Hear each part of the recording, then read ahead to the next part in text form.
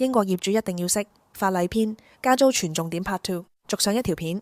新法例下，加租唔再簡單，租客可以挑戰加租、凍結租金。如果準備唔夠，加租可能延遲甚至取消。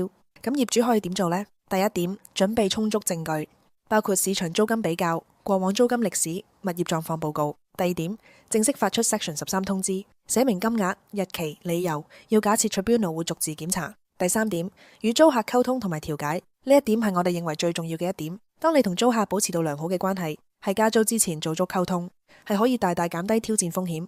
第四點，留意加租間隔。Section 13通知必須距離上一次加租至少52星期。如果係經我哋名門物業管理嘅房屋，業主們唔使擔心，會直接幫你準備好晒所有證據加市場租金報告，起稿合規 Section 13通知。而我哋同租客係有良好密切嘅關係，幫你同租客直接溝通加書面往來，大大減低挑戰風險。有專業法律團隊，避免你踩到法律風險雷區，幫你做足準備，令加租更順利。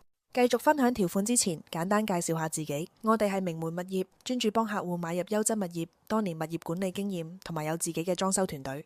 我哋嚟緊每星期都會分享一條英國業主一定要識系列，幫你更易管理租客，防止物業損壞，長遠幫你慳錢。記得 follow 我哋名門物業啦。